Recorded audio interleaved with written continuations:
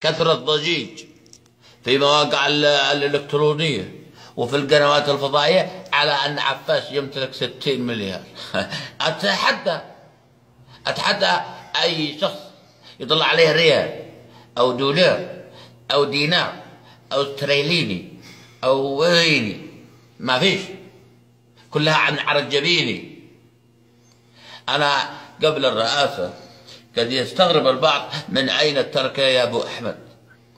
طيب أنا قبل الرئاسة كنت شغال ليل نهار سر وجهار في المملكة، كان معي مغاسل عفاش للانتعاش، كنت شغال وفي أنحاء المملكة، في هناك فرع في بريدة في القصيم، وهناك فرع في جيزان ونجران والرياض ومكة والمدينة في القويعية، كلها كانت هذه المغاسل هي شركة، وجمعت قرش فوق قرش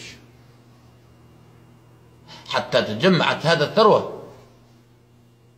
في 78 جاوا لعندي من الشعب اليمني قالوا: يا علي عبد الصالح أنت محسوب على اليمن وأنت الآن ملياردير ووفقك الله بهذه التجارة حق المغاسل، ما احنا الآن عند فراغ دستوري ما لقيناش من يمسك الرئاسة وانت صاحب رأس مال.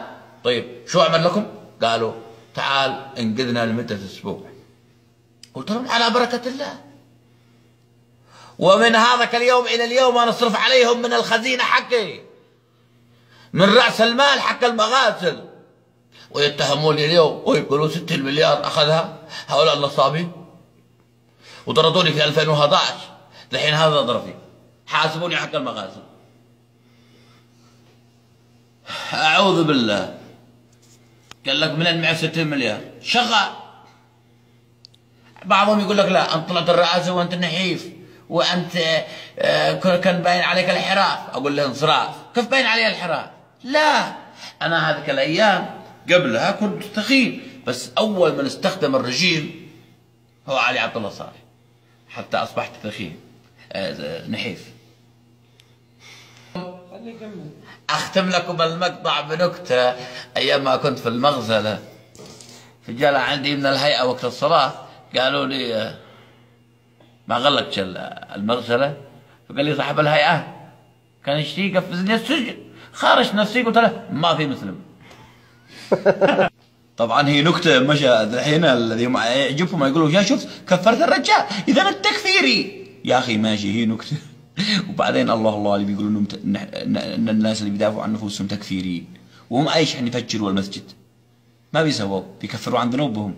واللي بيدافع عن نفسه التكفيري. أيام يا خبيري. والحوثيين قد وصلت، أنا وصلت الجرعة. وأنا وصلت الجرعة يا حوثي. شوية غجر، قال لك حيسطر الحجر بعد القتوى التخزينة، جاي يكتشف لنا حجر الزينة. والله نكتة حسينة.